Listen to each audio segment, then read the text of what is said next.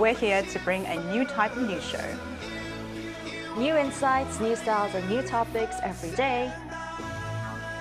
We are News Generation. Bringing news just for you. Good morning, everyone. It's Tuesday, December 11th, and welcome to News Generation. I'm Cheska Dain-hong, and I'll be substituting for a lovely Song Yoo-jin throughout the week. She'll be back with us starting next Monday. Now, in the studio this morning, we are joined by Choi Ji-hee. Good morning, Cheska. Lovely to have you, Ji-hee, and Ki Kim. Happy Tuesday. Yes, Good morning. So wonderful to have you. Both are here to speak on behalf of people in their 20s and 30s. Now, it's Tuesday, so let us begin with our keyword news. Today's keyword is MZ protest. Now, 3 days ago, on Saturday, December 7th, the protesters marched to the National Assembly to rally for President Yoon's impeachment after he declared martial law on the night of December 3rd. While the declaration was soon aborted after less than 3 hours, it shook the nation, leading to mass demonstrations demanding answers from the presidential office. Now, the protesters included a large number of young people, including Gen Z K-pop fans who used K-pop songs and concert light bulbs to lift up the mood. They even customized unique flags with logos that read, "We demand peaceful rest at home." Now, many interview sources from media outlets show that due to the efforts and participation of these young people, the protest was peaceful, well-organized, and even festive. Now, on the night of Saturday, I remember reading countless testimonials and social media threads on Saturday talking about people sharing like public bathroom information, even like pre-purchasing drinks so people could go in and use them. Now, turning to our panelists in the studio today, did you notice also something quite different in this year's demonstration? As a matter of fact, yes, because a few years back when former President Park Geun-hye was impeached, I was there. We had a similar campaign, and I was there to report the news and the atmosphere. And teenagers back then, who are now in their 20s and early 30s, they're now joining this movement. Yes. And social media was, of course, popular back then, but the mainstreams were 30s and 40s, or even 50s, who are a bit less heavy users. And they are a bit more conservative when it comes to political protest. They used candles instead of any other gadgets, some serious flags and panels. Only electric gadgets they used were electric candlelight because they were blown up by the wind. And it has sort of become like a concert, a bit more open to everyone. And they use all sorts of different tools to support the protest. They use the idle fan goods, such as lightning cheering sticks, flag with various different design representing where they're from. But funny enough, not showing their political group, but more casual, for example, like a National Living a Life Lying Down Association. And they use different messages, not strong political words, but something like, it's too cold. Yes. Let's get things done with and let us go home. And they sing along APT and change the lyrics to fit the situation. So it has become a political festival. Some dance, some sing, definitely different than a few years back. And some foreign media even called it's a K-protest. But most importantly, many of them are doing it in orderly fashion within the legal boundary.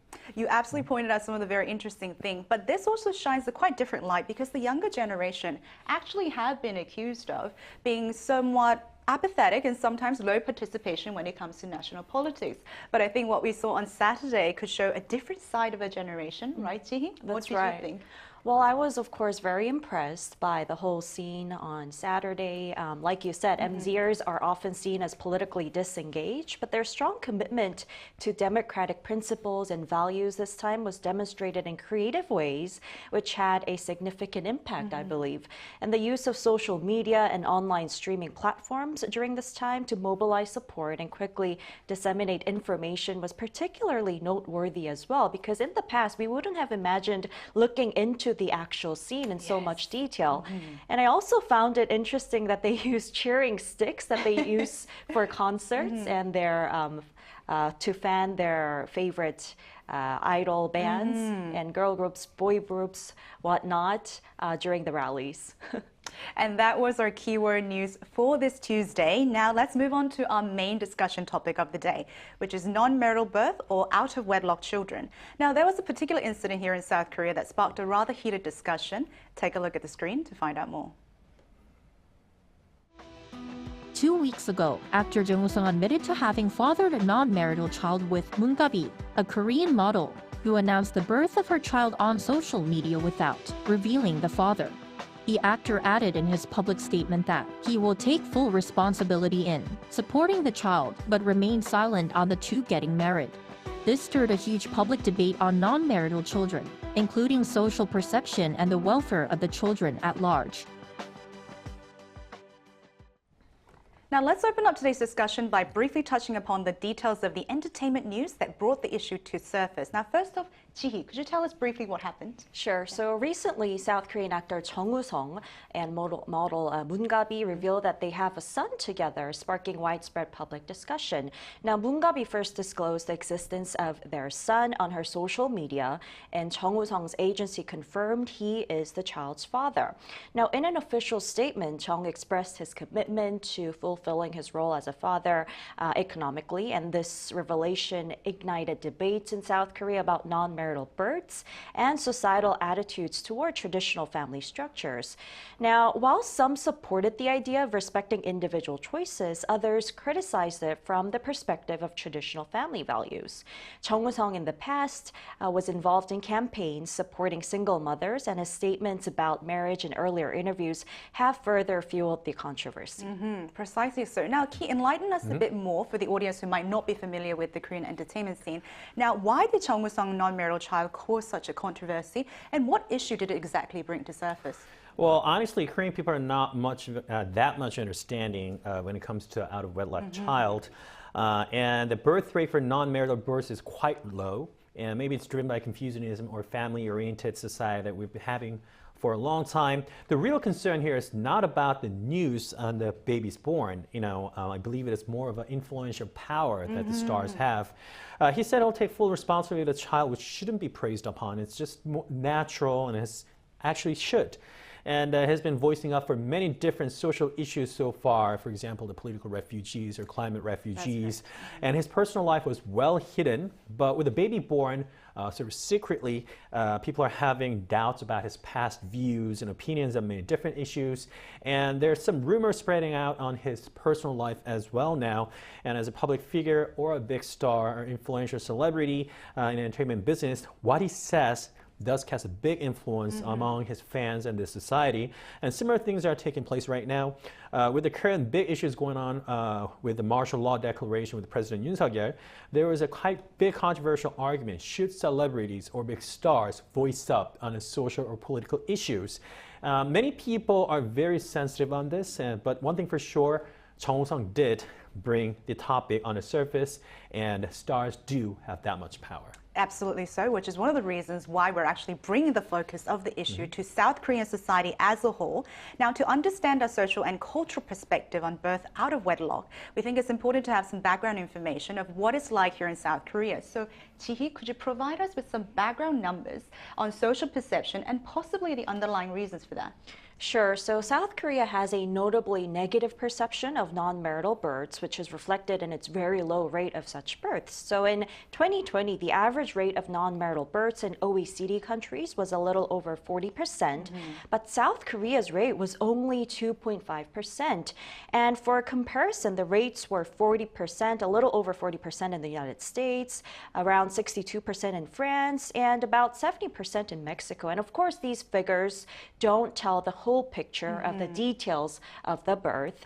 But this significant difference is largely due to the prevailing belief in Korea that childbirth should be premised on marriage. And non-marital births are often viewed as atypical or socially unacceptable, reinforcing the strong association between marriage and family formation in the country. And this cultural perspective heavily influences how such situations are perceived and discussed in the public sphere. And as Ki had briefly mentioned earlier, it's partly due to the Confucius values that we have deeply rooted in our culture as well. Especially in Korean society, we think the foundation of the family should be premised on marriage, then the child is supposed to happen, right?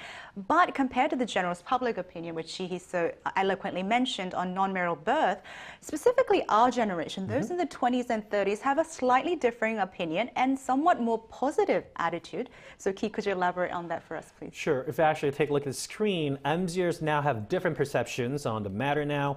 According to data by Statistics Korea, when people at their 20s are asked about their opinions on having a child without getting married, 43% agreed it could happen, and 22% were against it. And this is probably because there are many couples who are in a de facto marriage but just didn't register their marriage to the government, or they just move in together.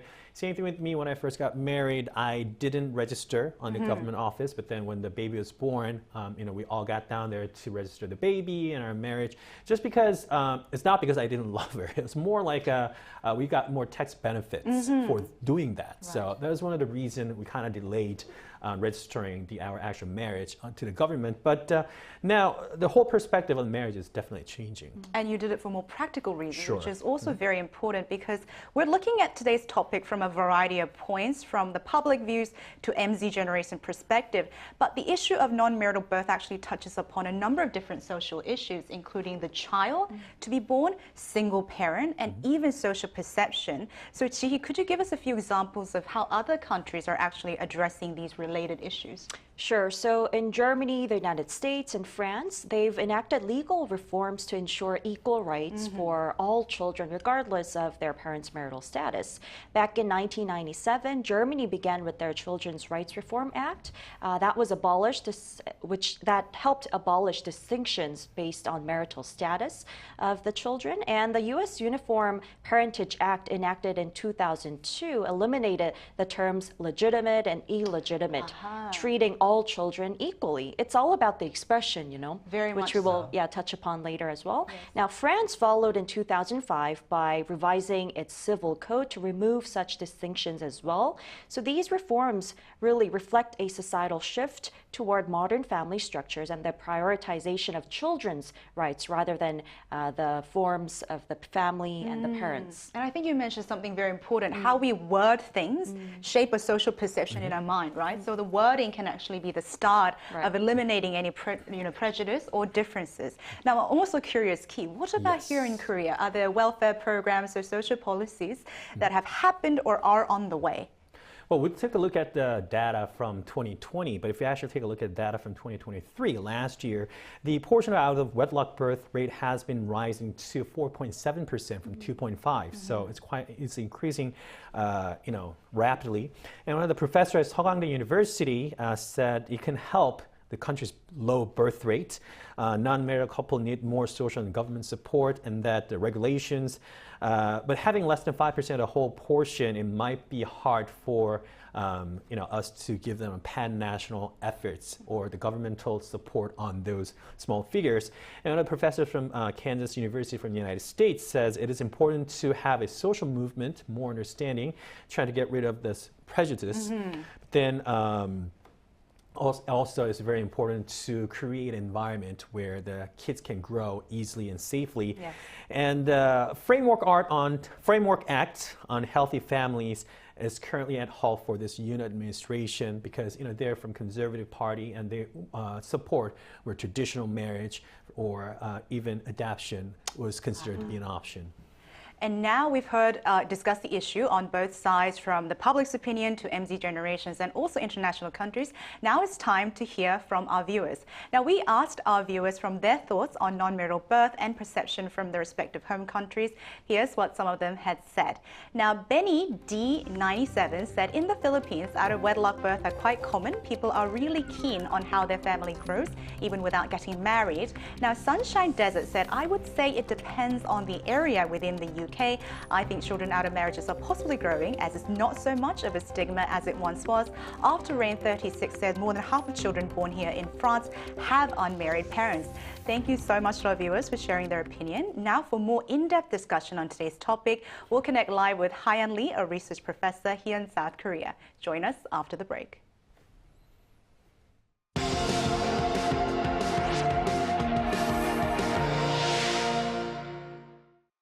NewsGen wants to hear from you.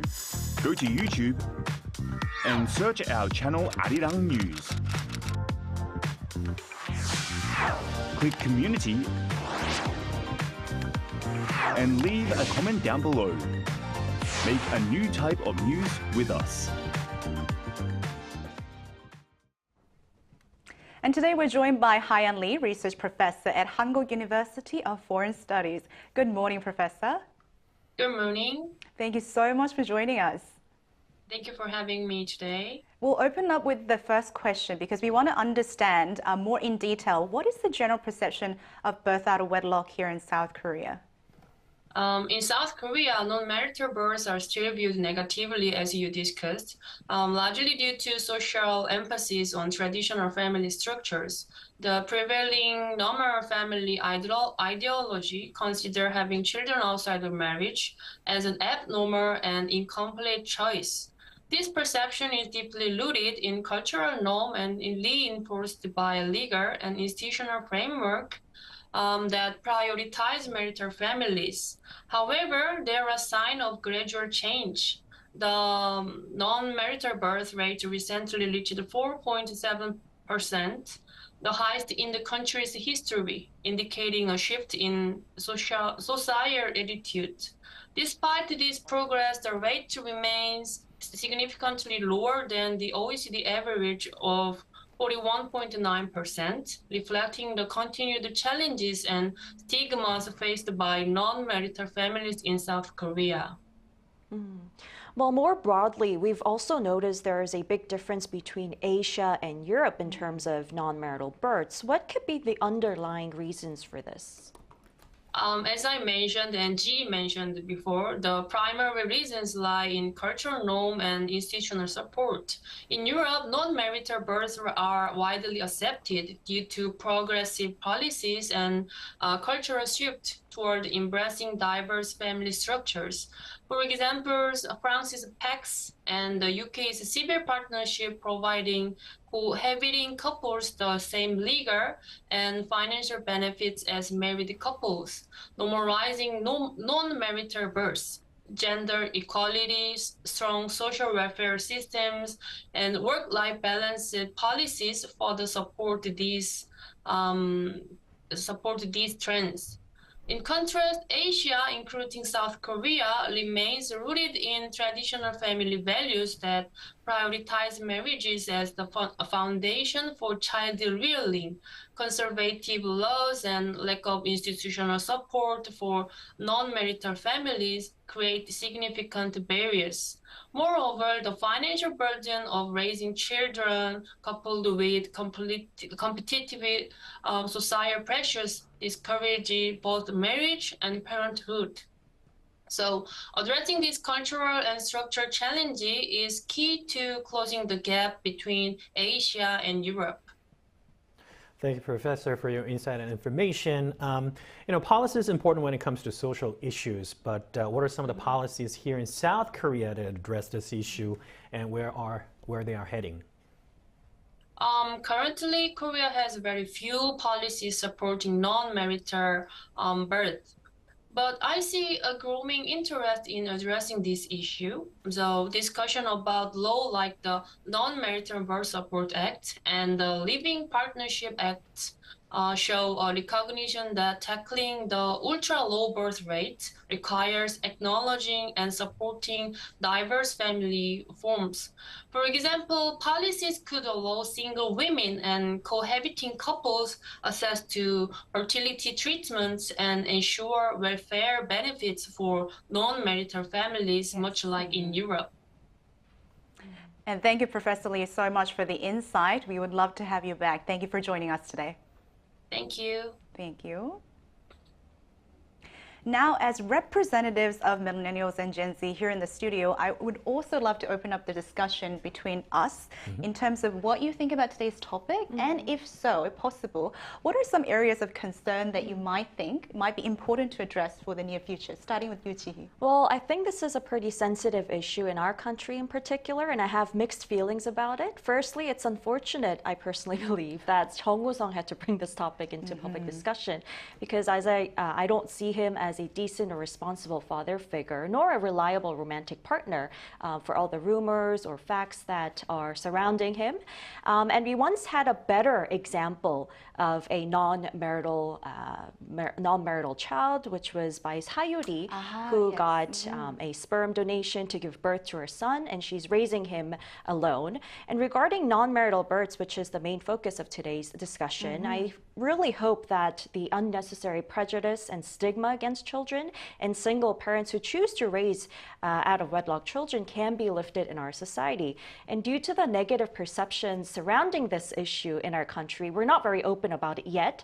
I personally would not choose to have a child out of marriage just because of that social perception that we still have, because I wouldn't want my child to be viewed in a negative light. And I believe that it's entirely up to the adults to decide to have a child and to just live together as parents, or not live together, but just have the responsibility over the child, regardless of whether they are legally or traditionally married. And this choice can still reflect responsible parenting as long as they show that they're taking care of the child together, you know? Right. And addressing non-marital births requires legal reforms as well. And as our professor has mentioned, we don't have much progressive measures or policy support.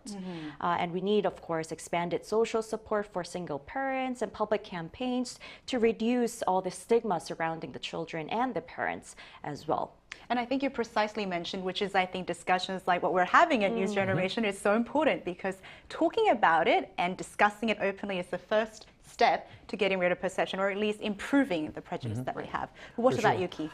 Well, people say they do understand, but they wouldn't understand it unless you're in their shoes. There are some cases where things are just inevitable, and you just have to follow the flow. And just like Chung Woo-sung, they would try their best to raise a child. But as a father, I say it'll be different. You see a child, they change and grow every single second. And half an hour, 20 minutes I'm spending here at the studio, I still miss my son. And I feel sorry that I couldn't spend enough time with him. You know, you change your diaper, his diaper, you change the, you feed them, you play together, you read the book, you go to the zoo with him. Yes, you fight with him. Yes. Exactly. Not yet. Soon, he's but still a good child, but you know, all the precious memories you have as a father and a son at such a young age, it's not going to be there. And also, as for Sayuri that she has mentioned, I read an interview where Sayuri received a question from his son saying, "Where's my daddy?" And it was kind of hard for her to answer. So not having either side of a parent would be hard for both somebody who's parenting and also a child. And also, I agree with some of the opinions that reflect by some of our politicians. Instead of calling the kid 혼외자, we could say, just call him a baby, son, daughters, like any other ordinary kids. No any specific... no distinction. Right, no distinction between those two. So just think of child, think of what's best for the child, so we can raise them in a safe environment. Thank you so much, and that is all from us today. Thank you all for joining us. The News Generation will be back tomorrow at 10:30 a.m. Korea time. Special thanks today to Choi Ji-hee. Thank you. And Ki Kim. Thank you. Thank you so much, everyone, and watching, and see you tomorrow. We are News Generation.